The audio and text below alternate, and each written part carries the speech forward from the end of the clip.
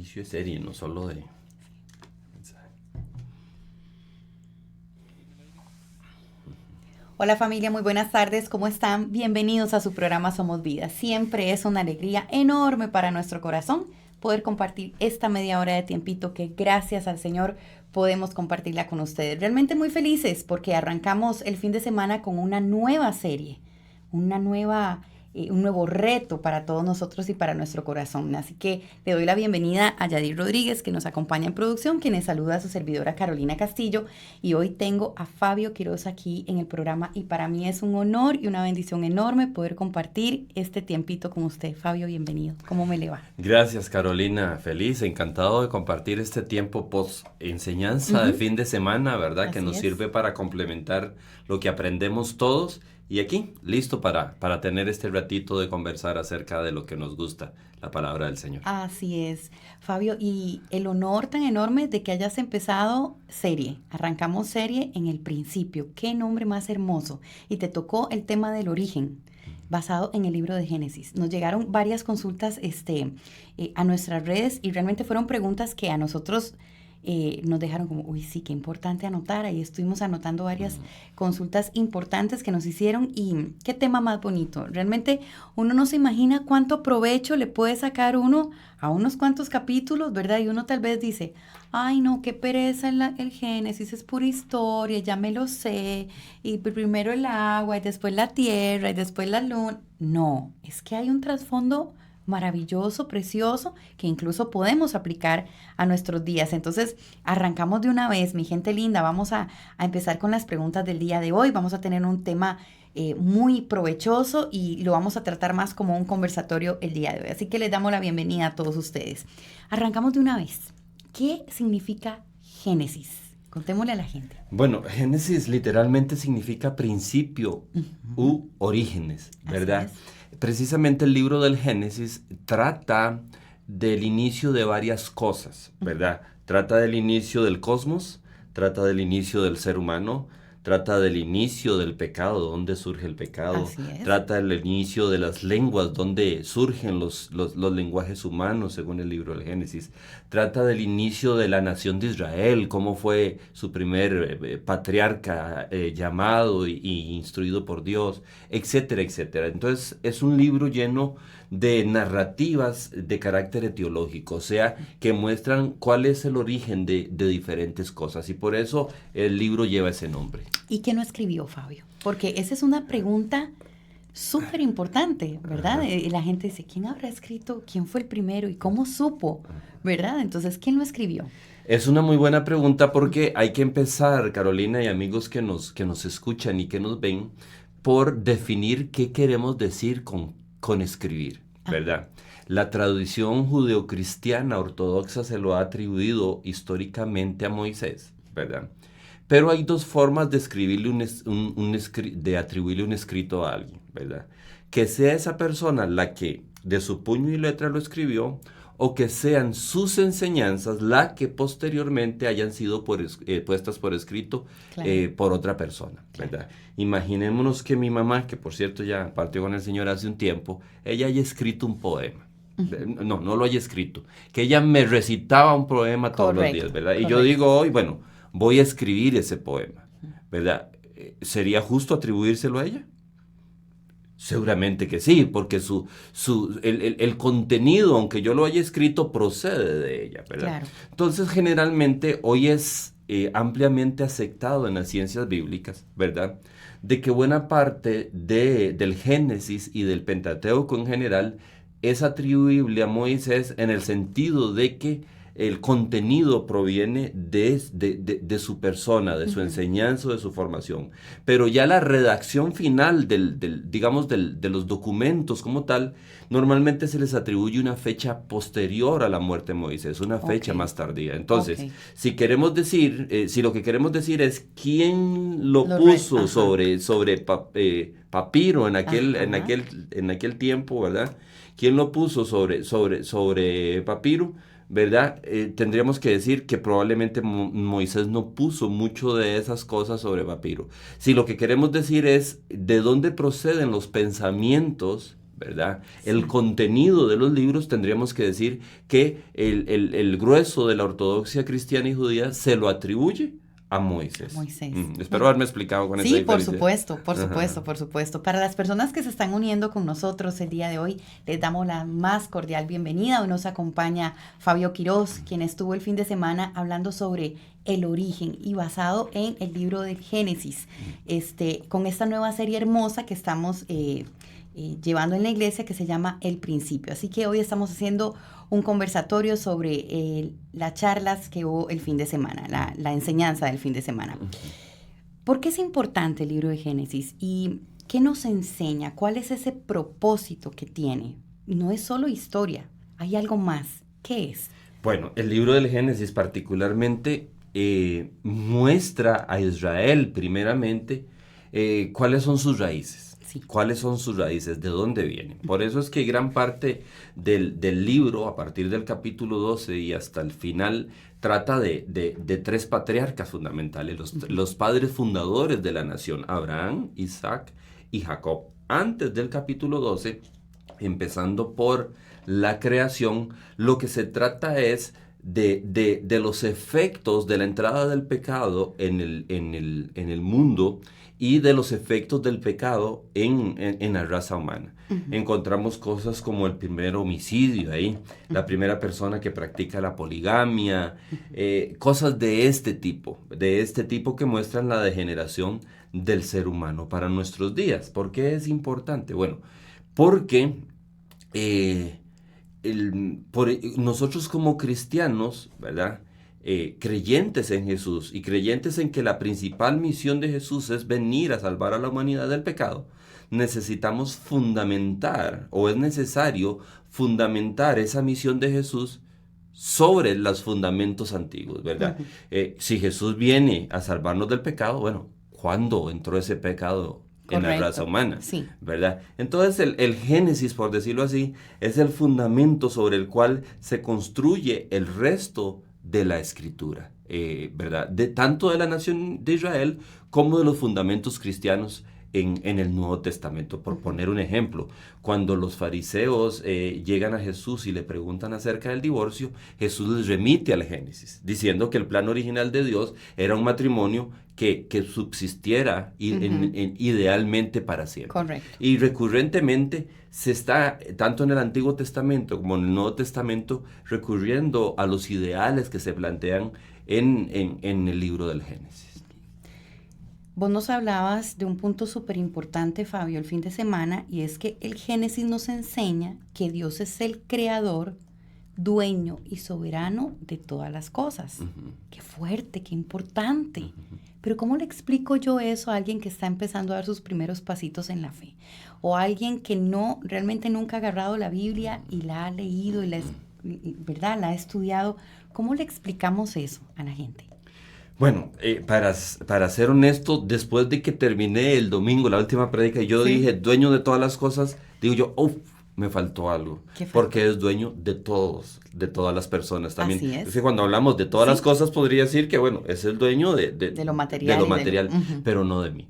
Pero es dueño de todas las cosas y de todos nosotros. ¿Qué implica eso para la persona que está empezando a dar sus pasos en la fe? Bueno, implica básicamente un cambio de paradigma, ¿verdad? Porque Correcto. Vivimos en una sociedad individualista, hedonista, ¿verdad? Que promulga una individualidad, ¿verdad? Y un humanismo como muy arraigado. Una autonomía, sí, ¿verdad?, sin tomar en cuenta al Creador, ¿verdad? Entonces, yo tomo mis decisiones como yo quiera, ¿verdad? Yo decido qué hago, yo decido qué compro, yo decido qué vendo, yo decido qué me pongo, yo decido qué digo, ¿verdad?, sin tomar en cuenta el consejo del Creador. Sí. Cuando nosotros leemos en el libro del Génesis que Él es el creador del ser humano, que es dueño y señor de todas las cosas y de todos, implica que el ser humano tiene la posibilidad de ejercer una autonomía, pero bajo los límites que el Creador ha impuesto. Uh-huh. Y aquí es donde es importante para la persona que está dando sus primeros pasos en la fe, y para aquellos que ya tenemos ratos de estar en la fe y no hemos entendido esa verdad de que Dios es mi dueño, ¿verdad? De que Él me permitió venir a este mundo, de que si Él chasqueara los dedos yo no amanezco mañana, o alguno de nosotros no amanece mañana, y que nos permite seguir viviendo, ¿verdad? Con ciertos propósitos que nosotros debemos buscar, interpretar, encontrar y descubrir. Significa entonces que el que no entiende la verdad de que Dios es dueño de todo y de todos, practica una autonomía independiente. Ujú. Y ojo al detalle, los creyentes debemos practicar una autonomía dependiente. O sea, que ejercemos decisiones, ¿verdad? En dependencia a los parámetros que Dios ha establecido para las diferentes áreas, para las finanzas, para la sexualidad, para el uso del tiempo, etcétera, etcétera. Wow, qué bonito. Me encanta cuando Fabio está por acá porque es como mucho de estudio, como profundizar mucho en la palabra, y eso es muy bonito, Fabio. De verdad que si hoy estamos hablando del tema del fin de semana, que fue el origen, basado en la serie nueva que tenemos en la iglesia llamada El Principio. Hoy estamos estudiando el Génesis.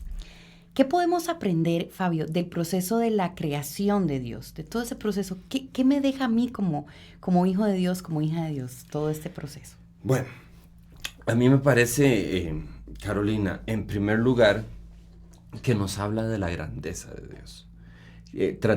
Ojalá haya logrado el objetivo de ser muy intencional el fin de semana en colocar a Dios en sus verdaderas dimensiones con respecto a nosotros, ¿verdad? Nos habla de la grandeza de Dios, de un Dios todopoderoso, ¿verdad? De un Dios que la Biblia lo propone como autoexistente, o sea, independiente de todo, ¿verdad? Como un Dios volutivo que crea por voluntad, no crea sin propósito, ¿verdad? No es que no pone el azar como uno de los métodos para llevar a cabo su obra, sino que pone su voluntad y su sabiduría para llevar a cabo las cosas, ¿verdad? Y una de las cosas fundamentales que me parece que debemos aprender de Dios como creador es que el hecho de que Él haya creado le da derecho sobre la continuidad de la existencia de todo el cosmos, claro, y de toda la raza humana. O sea, no es un Dios que crea, ¿verdad? Y que se hace ajeno a su creación, a su creación, sí, sino que sigue comprometido, involucrado, gobernando, ¿verdad? Y un detalle que se nos puede ir, no solo la vida de los creyentes, sino la vida de toda la raza humana. Porque Él es creador no solo de los que hemos decidido abrazarle como nuestro Señor, sino que es creador de todo. Sí, ahora precisamente antes de empezar el programa hablaba con Yadir de que hay tanto afuera, ¿verdad? Con lo que tenemos que aprender a lidiar, a respetar, a no juzgar, y saber que Dios a todos nos ama por igual, con ese amor inmenso y precioso, ¿verdad? Como lo decía usted en este momento. ¿Qué valores hay involucrados o contenidos en el Génesis como tal, Fabio? Me parece que el orden es fundamental. Sí. Estamos hablando de Dios ordenado, ¿verdad? De hecho, los primeros 3 días se dedica a eso. Y esa es una pregunta que te voy a hacer más adelante sobre el orden, sí. Sí, es un Dios que es un Dios de procesos, es un Dios de procesos. Creo que aprendemos que Dios es un Dios paciente. Yo decía el fin de semana que yo con el poder de Dios me hubiera echado todo en 10 minutos, ¿sí? ¿Verdad? Pero se Dios tomó el tiempo. Se tomó el tiempo, sí, ¿verdad? Detallista. Se tomó el tiempo para hacer las cosas y para evaluarlas, y decía, esto era bueno, esto es bueno, hasta que llega el ser humano y dice, esto es muy bueno, esto es extraordinario, eso es importante también, ¿verdad? Es importante el valor del...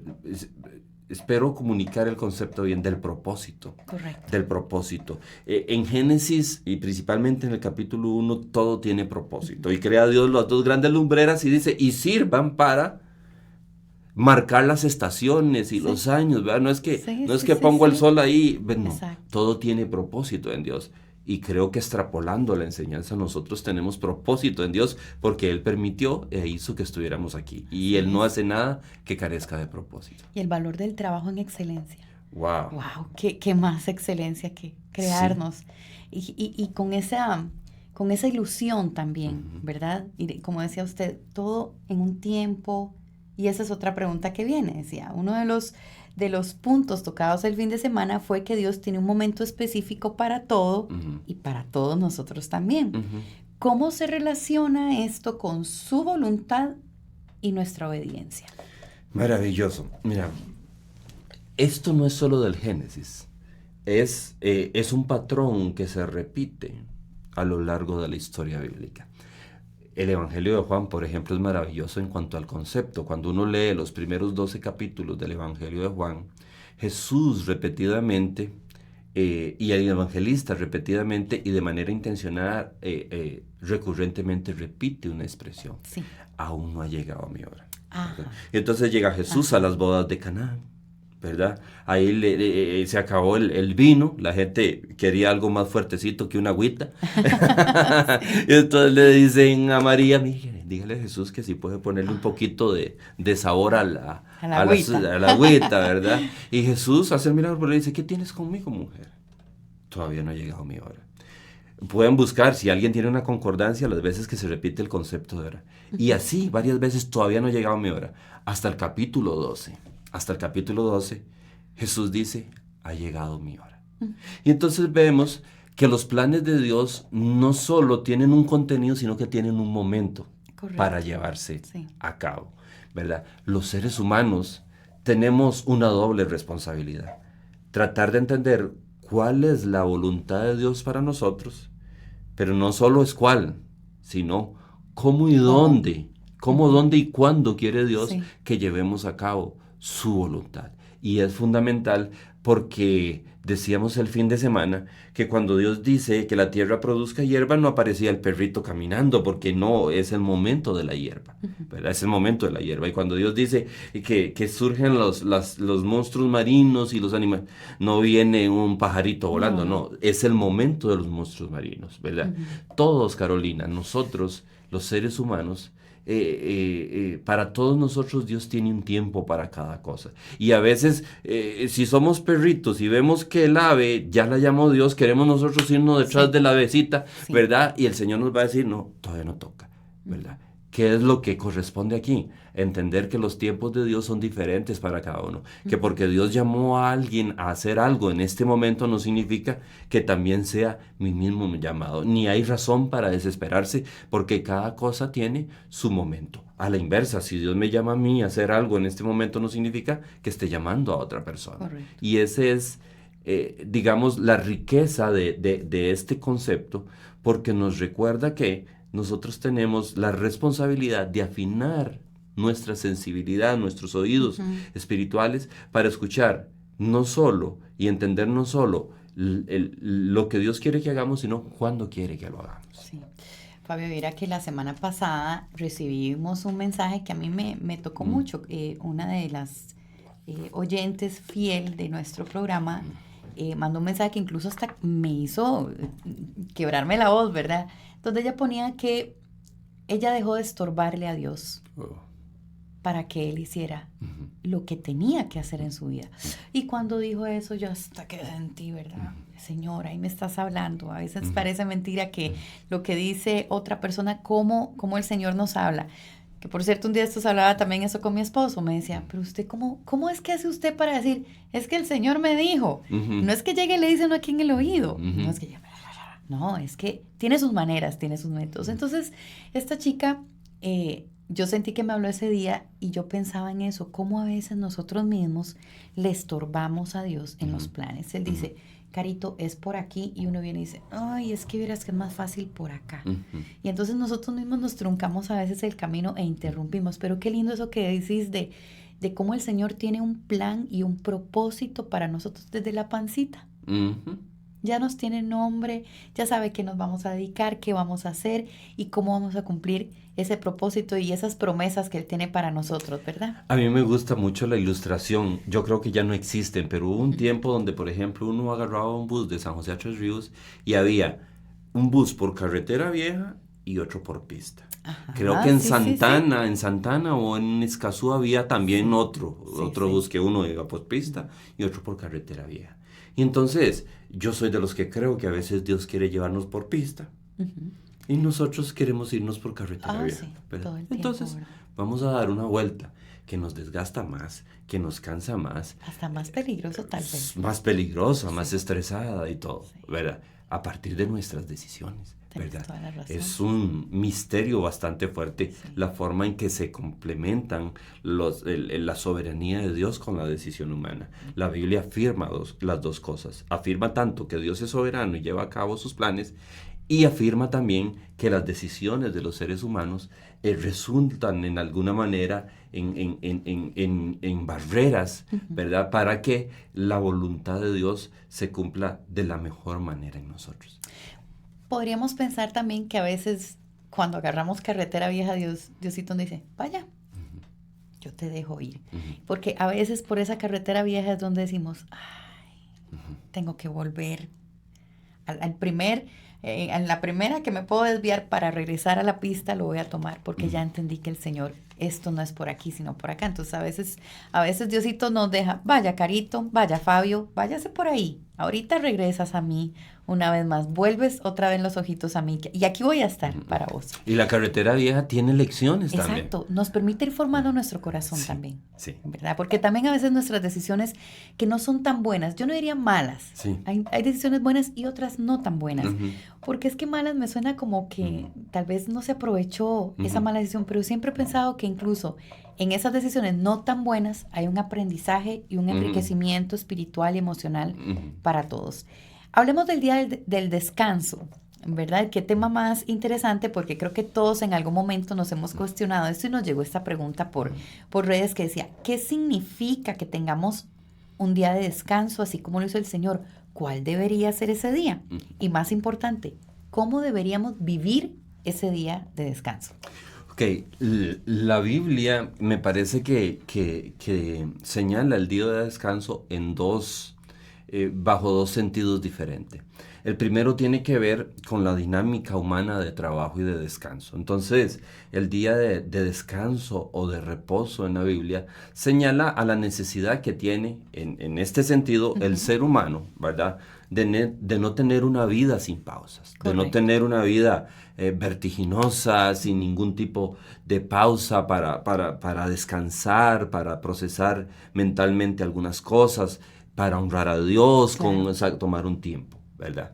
Entonces, de hecho, ese concepto es base del derecho laboral actual en Occidente, ¿verdad?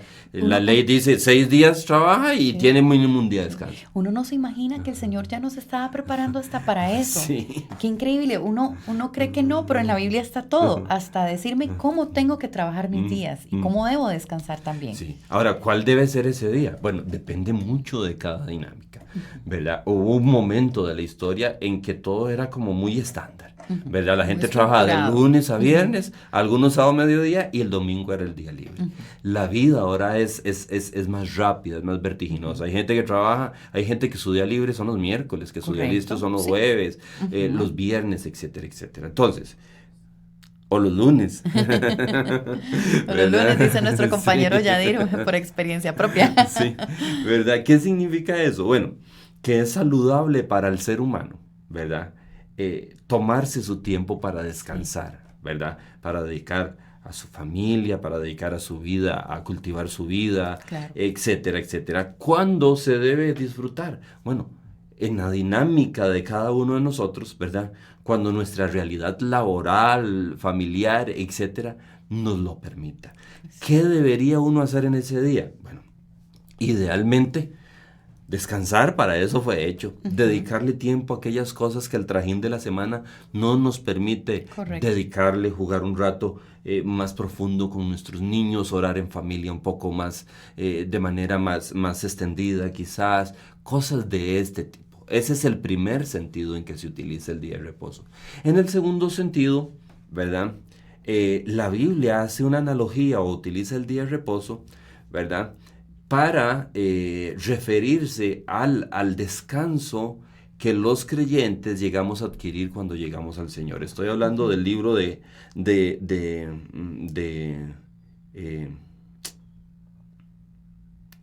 creo que es el libro de Colosenses, en el libro de Colosenses capítulo 2, ¿verdad? Donde se nos habla de la libertad cristiana y cómo también Cristo es nuestro reposo, Cristo es nuestra paz y todo eso. Y entonces en el por ahí del verso 16, Pablo le dice a las iglesias, entonces nadie los juzgue en cuanto a guardar o no guardar el día de reposo. Correcto. En la cultura judía, ¿verdad? A partir del viernes a las 6 de la tarde, recordemos que en la cultura judía se cuenta el tiempo de tarde a tarde, ¿verdad? A partir del viernes a las 6 de la tarde hasta el sábado a las 6 de la tarde nadie hacía nada. Lo llevaban a unos extremos en que Jesús, inclusive en que Jesús tuvo choques con algunos de los religiosos de esa época, porque se enojaban si Jesús sanaba a alguien en el día de reposo. A extremos exagerados, ¿verdad? Entonces, no solo el día de reposo remite a nuestro descanso personal, ¿verdad? Sino que también remite de alguna manera al descanso que trae para una persona el abrazar a Jesús y el estar en la fe. Claro, por supuesto, por supuesto. Tenemos otra preguntita por acá. Dios nos enseña, y era lo que hablamos al principio, sobre el orden y la organización. En esto nos deja muy claro cómo debe ser todo, ¿verdad? Él lo hizo así, ordenado, tranquilo, bien hecho, con amor, en excelencia. ¿Cómo podemos aplicar esto en nuestra vida también? No solo en nuestra vida de trabajar ordenado, no. Me refiero más a nuestra vida espiritual. Bueno, es curioso. Yo creo que Dios no solo nos ordena, como usted dice, en las cuestiones de cosas, sino que también nuestra vida espiritual obedece a un orden establecido por Dios. Correcto. ¿Verdad? Por ejemplo, la persona que llega a la fe, o aún estando en la fe, que entiende esta verdad de la que estamos conversando, debería tener un ejercicio evaluativo de cuál cosas en mi vida necesitan ponerse a derecho. Correcto. ¿Verdad? Estoy hablando de una vida sexual desordenada, de una vida financiera desordenada, de un uso del tiempo incorrecto, de un verbo, de una forma de hablar incorrecta que no transmite las mejores palabras. Infinidad de cosas en nuestra vida deben ser llamadas al orden por Dios. Y el hecho de que Dios sea un Dios de orden implica que los procesos necesariamente tengan cosas que sean primero y cosas que sean después. Y muchos de nosotros, por ejemplo, quiere pasar a las cosas que son después sin pasar por las cosas que son primero. ¿Verdad? Entonces, vamos a ver, alguien quizás quiere salir de deudas, pero no está dispuesto a hacer un presupuesto de familia, ¿verdad? Alguien quizás quiere que Dios le dé una familia, ¿verdad? Pero salta de fiesta en fiesta, y si uno salta de fiesta en fiesta, no va a obtener una familia, claro, porque la familia requiere inversión, tiempo, etcétera, claro, etcétera, ¿verdad? Alguien quizás quiere obtener un grado académico, ¿verdad? Pero no matricula y no le pone el cariño que implica tener que estudiar, ¿verdad? Entonces, es importante que nosotros, en primer lugar, Caro, y gente que nos ve, identifiquemos aquellas áreas de nuestra vida que evidentemente están en desorden y que luego tracemos un plan de acción, que debe empezar definitivamente con buscar la voluntad de Dios. Señor, ¿qué quieres que haga con esta área de mi vida? Seguramente implicará, Carolina, buscar un consejero, un mentor que tenga experiencia en el área en que necesito ordenar, tomar decisiones firmes y mantenerlas en el tiempo. No solo es tomar una decisión de un momento, sino mantenerlas en el tiempo, ¿verdad? Y entender que los procesos traen resultados a mediano y a largo plazo. No es que he vivido en desorden en alguna área de mi vida por los últimos 25 años y voy a pretender que hoy empiezo a ordenar mi vida y mañana las cosas cambian, ¿verdad? Sí. Una preguntita ya para ir como cerrando un poquitito. Los que somos mamá y papá, ¿verdad? Los que somos papás, casi siempre empezamos a enseñarle la Biblia a nuestros hijos con el Génesis, ¿verdad? Enseñándole qué hizo Dios, cómo lo hizo. Y si usted ve la Biblia de los niños, siempre empiezan por ahí, o los cuentitos de la Biblia siempre empiezan por ahí. Aparte de leerles la historia, ¿qué otra cosa como papá, verdad, usted le aconseja a los que nos escuchan hoy en casa? ¿Qué más podemos decirles ahí a nuestros hijos? Mira, ya leímos, pero voy a aprovechar para decirte esto y esto. A mí me parece, Carolina, que va muy de la mano de la edad de nuestros hijos, ¿verdad? Soy un convencido de que nosotros los creyentes debemos de enseñar cosmovisión cristiana, o sea, a interpretar la vida desde los principios bíblicos y desde los principios cristianos. Entonces, un niño pequeñito de temprana edad, de edad preescolar, seguramente está apenas para contarle las historias y que se familiarice con ellas. Sí. El chiquillo mío que tiene 10 años, ¿verdad? Y le gusta la parte de ciencias, ¿verdad? Le gustan las cosas del espacio y todo eso. Ya a esas alturas de los 10 años yo empiezo a enseñarle cosmovisión cristiana, ¿verdad? Yo empiezo a enseñarle cosmovisión cristiana. De hecho, la predicación del fin de semana yo la conversé con él, creo que fue el jueves o el viernes, y le digo, mira lo que Dios hacía y cómo Él le da propósito a todo lo que vemos en el cielo y este tipo de cosas. Entonces a mí me parece que debe ajustarse a la edad de los niños. Y vamos a ver, Carolina, soy un convencido de que hoy nuestros niños, nuestros jóvenes están bajo ataque del secularismo ateo, ¿verdad? Y entonces, lo decía el fin de semana, las respuestas satisfactorias que no se ofrecen desde la fe, ya sea desde el seno del hogar o desde la iglesia, ellos van a buscar responderlas por fuera. Y va a haber alguien por fuera, ¿verdad?, que les va a minar su fe. Entonces yo prefiero ser proactivo antes de que alguien les mine, y me dirijo a todos, antes de que alguien les mine la fe a nuestros hijos, anticipémonos y enseñémosles cómo interpretar los asuntos de fe y los cuestionamientos de la sociedad actual. Fabio, fue un placer, de verdad, tenerte por acá en el programa, que se repita. Vuelva a subirse otra vez pronto al escenario para que tengamos por acá la bendición de compartir con vos este tiempito. Realmente siento que fue muy provechoso. Me encanta porque estos temas son muy bíblicos, ¿verdad? Y uno tal vez no se imagina todo lo que le puede uno exprimir al tema para aplicarlo todos los días en la vida diaria, ¿verdad? Entonces, te agradezco muchísimo que nos hayas acompañado el día de hoy. Gracias a vos, Carolina, y gracias a la gente que se conecta. Definitivamente, fieles todos los martes. Yadir, muchísimas gracias también por todo tu servicio. Mi gente hermosa, como siempre, muy agradecidos con su compañía.